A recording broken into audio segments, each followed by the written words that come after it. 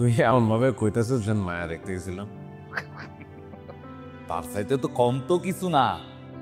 আরে না, গেছিলাম আজগর স্যারের ওই জমি জমার বিষয়টা দেখতে, জমি জমার ডিলিং করতে আর কি।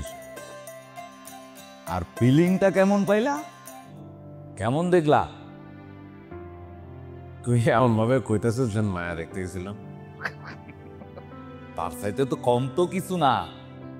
আরে না, গেছিলাম আজগর স্যারের ওই জমি জমার বিষয়টা দেখতে, জমি জমার ডিলিং করতে আর কি। আর ফিলিংটা কেমন পাইলা? ডিলিং ওই আগের মতোই, বিদেশে গেছে কিন্তু খুব একটা চেঞ্জ লাগেনি। তো একটা বিষয় কি জানোস, ওর চেহারা একটা কথা কইতেছে কিন্তু চোখ দুইটা অন্য কিছু কইতেছে। চোখ দেখে মনে হইতেছে যে কিছু একটা মিসিং। বাবা, চোখ দেখে এত কিছু বুঝলা, আর মনের ভিতর ঢুকতে দিলে পুরো জীবনটাই তো বুঝতে পারলাম। আর খেলাইছিল। এখন রেহান, কাগজপত্র যা তোদিন দেখছো আর আজকে যে এই বাকি যা আছে দেখাইলাম, তোর কি মনে হয় মানে সমাধান হবে তো নাকি?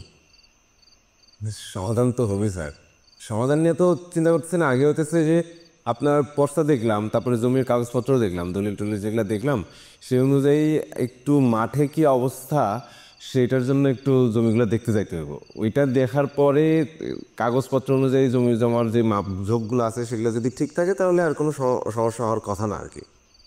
না না, ওইটা তুমি চিন্তা করো না, তো দেখতে হবে।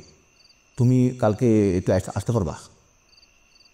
কালকে তুমি কালকে সকালে আসো, আমি এই যে নাফিস আসছে, নাফিস শোন, ওই কালকে রেহান আসবে সকালে, তুই কিন্তু থাকবি, তুই ওরে নিয়ে কালকে যাবি, আমাকে উত্তরপাড়ার যে জমি জমা আছে ওইটার সীমানা টিমানা ওরে ভালো মতো বুঝাই দিবি, ঠিক আছে?